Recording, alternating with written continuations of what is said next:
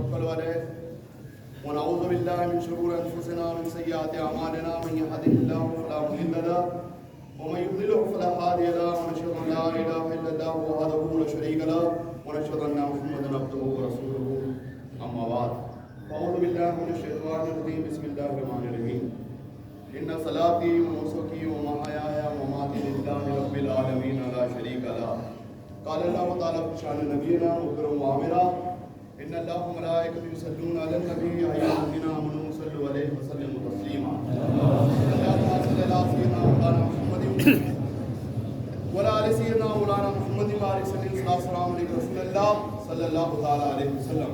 نبی اور آل نبی پر ہر شخص ایک مرتبہ وعلى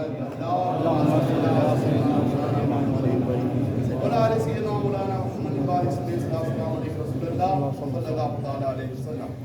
محترم بزرگ و دوستو، اللہ تبارک و تعالیٰ کا جتنا بھی شکر ادا کیا جائے اتنا کم ہے کہ اس نے ہمیں آج یہ دن نصیب عطا فرمایا.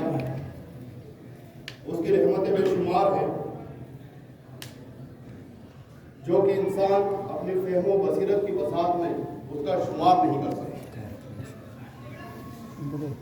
لگاتار 3 خطبے یہ بھی ہمارے لیے باعث برکت ہے.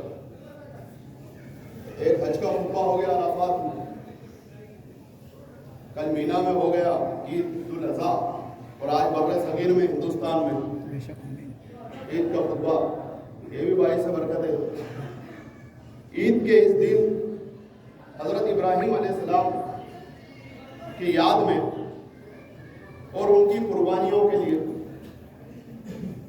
کہ یہ قربانی کیا ہے، عید الاضحیٰ ہمیں کیا سبق دیتا ہے، عید الاضحیٰ کیوں منایا جاتا ہے،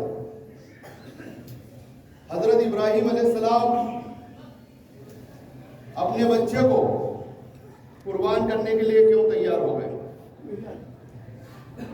اللہ تبارک و تعالیٰ کی منشا کیا تھی، ابراہیم علیہ السلام کی منشا کیا تھی اور اسماعیل علیہ السلام کی منشا کیا تھی. جب تک ہم اس کی روح کو نہیں پہنچ سکتے، جب تک ہم یہ جانتے نہیں کہ یہ سب معاملہ ہوا کیوں، یہ کیا فلسفہ ہے، جب تک ہم اس فلسفے پہ نہیں پہنچیں گے تو قربانی کرنے میں وہ مزہ نہیں آئے. کچھ لوگوں نے سمجھ رکھا ہے کہ عید الاضحیٰ صرف جانور کو قربان کرنا ہے اور اس کا گوشت تقسیم کرنا. بڑے بڑے انبیاء اکرام مبعوث ہوئے، کسی کو روح اللہ کہا گیا، کسی کو کلیم اللہ کہا گیا، اور حضرت ابراہیم علیہ السلام کو خلیل اللہ کہا گیا. گہرا دوست اللہ تبارک و تعالیٰ. دوستی کرنا آسان کام ہے، بہت کٹھن کام ہے.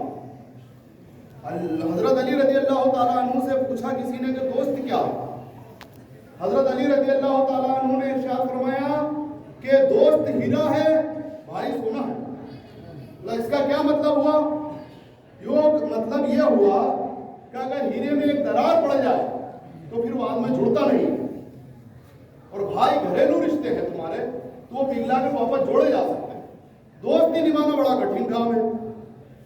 اللہ نے اپنا دوست بنایا. ایک وقت آیا کہ ابراہیم علیہ السلام کے پاس ہزاروں گلا تھا، بھیڑ بکریاں ہزاروں کی تعداد، بھینسیں ہزاروں کی تعداد، اونٹ ہزاروں کی تعداد. آپ جا رہے تھے جنگل میں، ایک بہت سریلی آواز ہوئی، کوئی اللہ کی حمد کر رہا. کیا خوبصورت آواز، اللہ اکبر، سبحان اللہ والحمدللہ ولا الہ الا اللہ واللہ اکبر. حضرت ابراہیم علیہ السلام اس کو تلاش کرنے لگ گئے. حضرت ابراہیم علیہ السلام تلاش کرتے کرتے پہنچے وہاں پر. حالانکہ وہ فرشتہ تھا. بعض روایتوں میں یہ آیا کہ حضرت جبریل علیہ السلام خود تھے. نے کہا کہ تم کیا پڑھ رہے ہو؟ نے کہا میں اپنے رب کی ثنا کر رہا ہوں. نے کہا میرے لیے مجھے بھی سنا. میں تو اپنے لیے کر رہا تھا، اگر آپ کو اس کو سننا ہے تو اجرت دینا پڑے گی. حضرت ابراہیم علیہ السلام نے کہا کہ مانگو کیا مانگتے ہو؟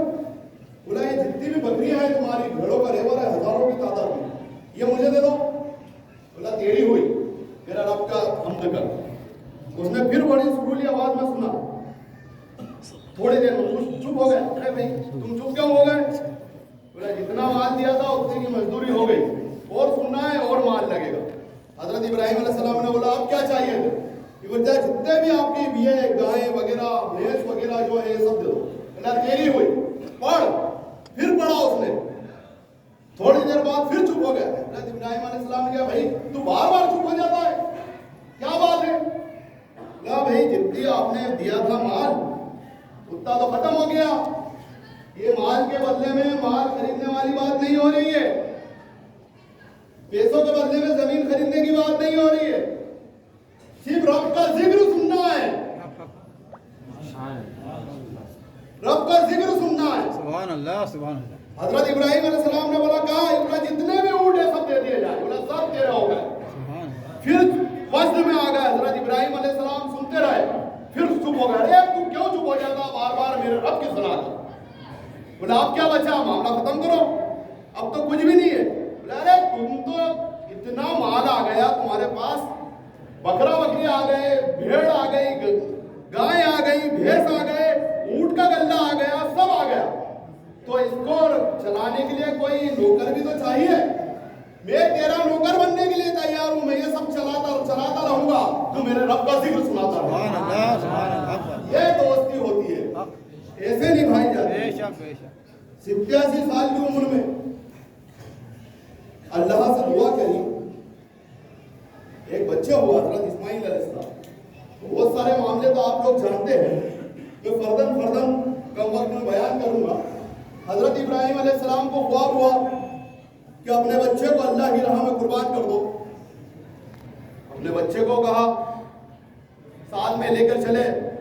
شیطان نہیں مردود آیا, کہا کہ بھائی اتنے خوبصورت بچے کو کیوں قربان کر رہے ہو؟ بات نہیں بنی. اسماعیل علیہ السلام کو کہا ارے بھائی تمہارے ابو تمہاری کو شرارت کری تھی, اس نے آپ جانتے ہیں سب, کیوں کہا تھا کہ دیکھو ان کے ہاتھ میں رسی کیوں ہے, ان کے ہاتھ میں چھری کیوں ہے؟ وہاں پر بھی بات نہیں بنی. حضرت حاضرہ سلام اللہ علیہ کے پاس پہنچا, بولا کہ بھائی شہزادہ کہاں ہے؟ جو ہے نا اپنے ابو کے ساتھ گئے ہیں. بولا کہاں گئے؟ بولا کسی دوست سے ملانے لے گئے. ارے دوست سے ملانے نہیں لے گئے, ذبح کرنے کے لیے لے گئے. بولا ارے کوئی باپ بھی اپنے بیٹے کو ذبح کرتا ہے؟ تو کہا نہیں, ابراہیم کے رب کا حکم ہے. حاضرہ قربان جائیے نبی کی ماں پر.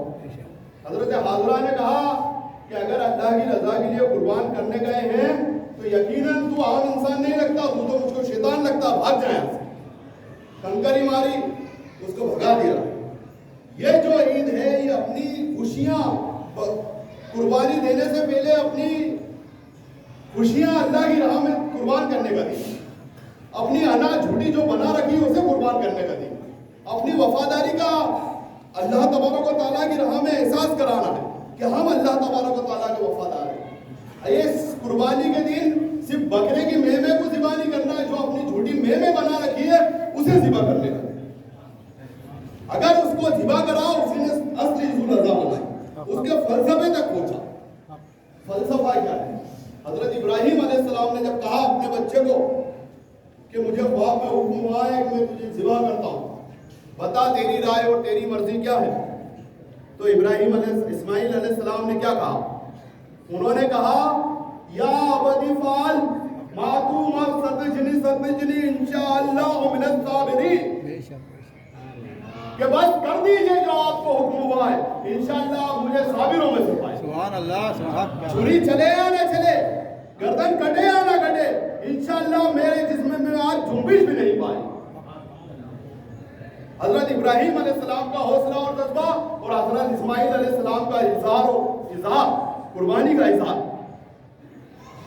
آپ لے کے گئے, حضرت اسماعیل علیہ السلام کو لٹا دیا گیا. عجیب منظر دیکھا, فرشتوں نے بھی, اللہ تبارک و تعالیٰ دیکھ رہا. یہ وہی تھے جب انسان کو خلیفہ بنایا جا رہا تھا, سب سے بڑا اعتراضات کیا تھا کہ تیری عبادت کے لیے تو ہم ہی کافی ہے, تو انہیں کیوں پیدا کر رہا ہے؟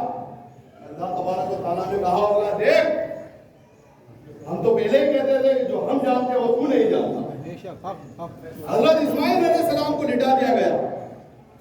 حضرت اسماعیل، دو روایت آئی. ایک روایت میں کہا گیا کہ ہاتھ پیر میں رسی باندھ دی گئی.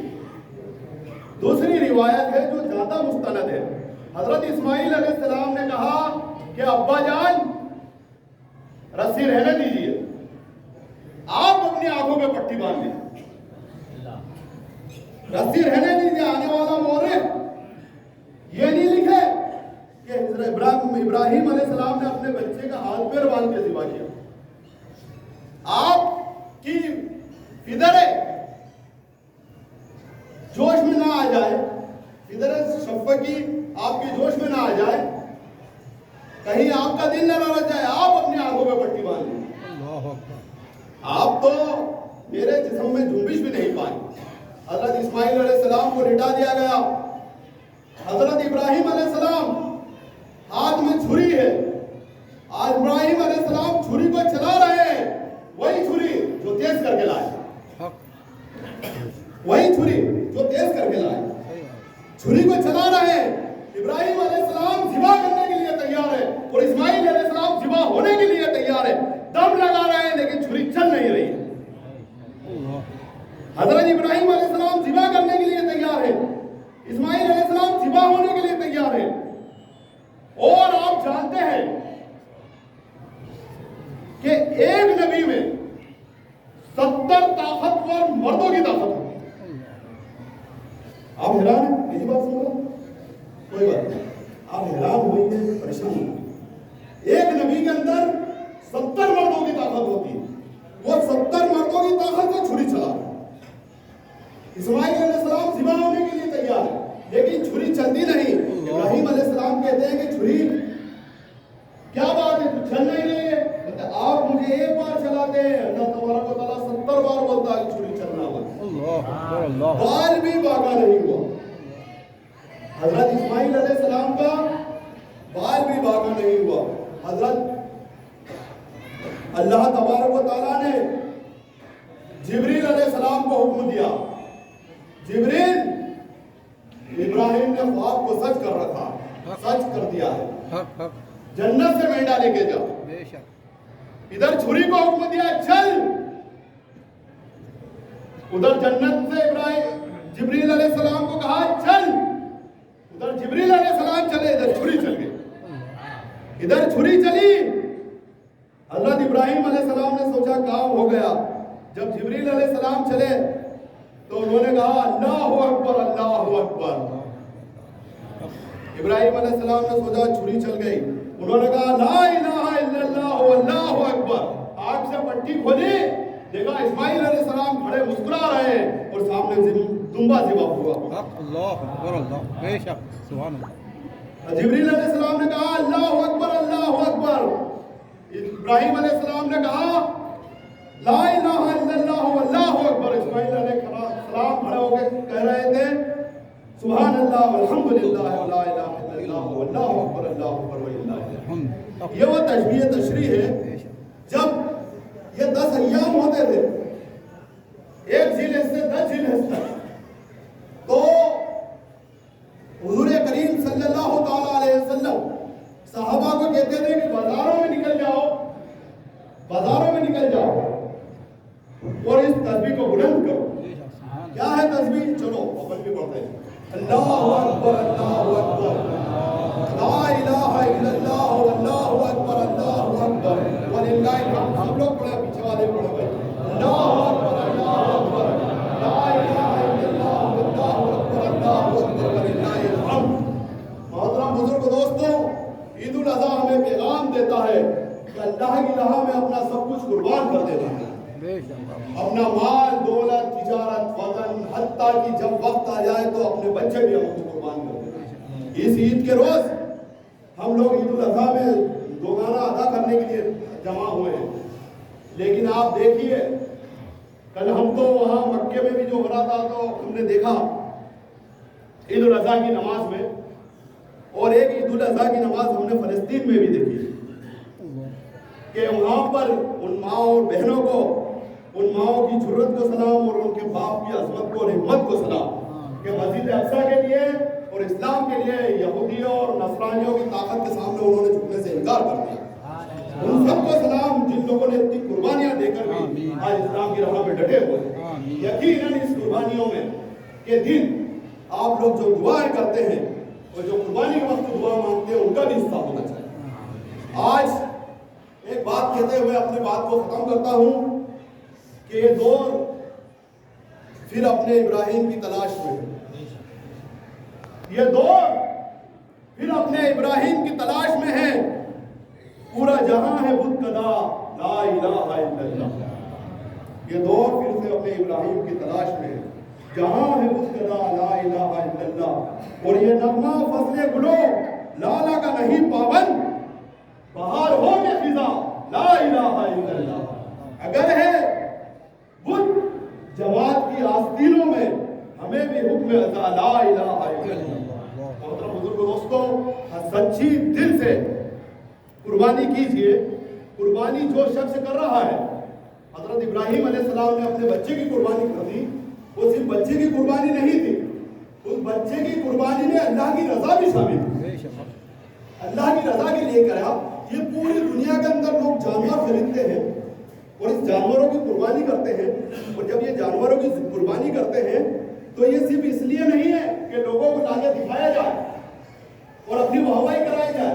یہ اس لیے وہ بندہ اپنا مال خرچ کر رہا ہے, وہ اپنا مال خرچ کر رہا ہے اس لیے وہ اللہ سے پیار کرتا ہے. یہ قربانی اس لیے ہے نیکی, پرہیزگاری اور تقوی حاصل کرنے کے لیے. اللہ تبارک و تعالیٰ نے قرآن مجید میں خود ارشاد فرمایا کہ نہ تو تمہاری قربانیوں کا گوشت مجھ تک پہنچتا ہے نہ اس کا خون مجھ تک پہنچتا ہے. اگر کچھ پہنچتا ہے تو تمہارا تقوی اور پرہیزگاری پہنچتا ہے. اللہ تبارک و تعالیٰ نیتوں کو دیکھتا ہے. اللہ تبارک و تعالیٰ انسان کی نیتوں کو دیکھتا ہے کہ میرے بندے نے کس نیت سے قربانی کی. اور حضرت عائشہ صدیقہ رضی اللہ تعالیٰ عنہا ارشاد فرماتی ہیں کہ حضور کریم صلی اللہ تعالیٰ علیہ وسلم نے ارشاد فرمایا کہ قربانی کے دن کوئی ایسا عمل نہیں جو بندے نے کیا ہو اور اللہ کے یہاں قبول ہو جائے سوائے قربانی کے. اور قربانی کا خون زمین پہ گرے اس سے پہلے اللہ تبارک و تعالیٰ قربانی کو قبول فرما دے. آمین. بے شک آمین. دل سے قربانی کیجیے. آمین. اور حالات آپ کے سامنے ہیں, ہر چیز کے لیے آپ دعا کیجیے. انشاءاللہ رحمان آج کا دن بڑا خوشیوں والا دن ہے. پورے سال بھر میں سب سے زیادہ اللہ تبارک و تعالیٰ اگر اپنے بندوں کو بخشتا ہے تو یوم عرفات میں بخشتا ہے. اور عید الاضحیٰ تقویٰ اور پرہیزگاری ہے. بعض مقام پہ تو عید الفطر سے بھی بڑھ گئی نماز ہو جاتی ہے. محترم بزرگ دوست, آج کا دن بڑا خاص ہے. اس دن کو صرف قربانی کا گوشت میں اس میں نہ کریں. آپ یہاں سے جب گھر پہ بھی جائیں تو قربانی کر لیجیے آپ. اور جب آپ قربانی کرتے ہیں تو قربانی کرنے کے بعد یاد رکھیے وہ قربانی آپ کی نہیں رہتی, یعنی وہ قربانی کا جانور آپ کا نہیں رہتا. آپ نے زکات دی, اب زکات کے مالک آپ رہے بولے نہیں رہے. پھر اس کے بعد آپ نے صدقہ دیا, دینے کے بعد آپ مالک رہے نہیں رہے. اس کے بعد آپ نے مسجد میں وقف کر دی زمین, اس کے بعد آپ بولو گے ہم مالک رہے کیا؟ نہیں رہے. آپ نے قربانی کر دی, اب یہ قربانی کا جو جانور ہے وہ اللہ تبارک و تعالیٰ. بے شک. اور یہ فقط ایک ایسا ہے کہ ہم کو کہیں دعوت پہ جانا ہو تو بتایا جائے گا کہ حاجی صاحب کے یہاں سے دعوت ہے, فلاں شخص کے یہاں دعوت ہے. اس دن اللہ تبارک و تعالیٰ کہتا ہے کہ بیٹھ جاؤ دسترخوان پہ, دعوت بھی میری ہوگی, مال بھی میرا ہوگا. ساری امت پوری محمدی کے لیے دعوت کا انتظام خود اللہ رب العالمین. اور وہ دور تھا حضرت آدم علیہ السلام کے ٹائم میں کہ جب قربانی رکھی جاتی تھی تو وہ کسی بھی چیز کی ہو, وہ جانوروں کی ہو, جو استطاعت آدمی کے پاس جو ہو وہ رکھ دیا جاتا تھا. پھل کی ہو, لکڑی کی ہو. ایک آگ آتی تھی, وہ آگ جس کی قربانی کو کھا لے اس کی قربانی قبول ہو جاتی تھی. جس کی قربانی پڑی رہ جاتی تھی اس کی قربانی نہیں ہوتی تھی. اللہ تبارک و تعالیٰ نے کتنا پردہ رکھا امت محمدی کو. جب کوئی آگ نہیں آتی کہ فلاں چودھری کی قربانی قبول ہو گئی اور فلاں صاحب کی قربانی قبول نہیں ہوئی, اتنا پردہ رکھا اللہ تبارک و تعالیٰ نے. جو بھی بسم اللہ اللہ اکبر کہہ کے قربانی کرتا ہے سب سمجھ جاتا ہے کہ سب کی قربانی قبول.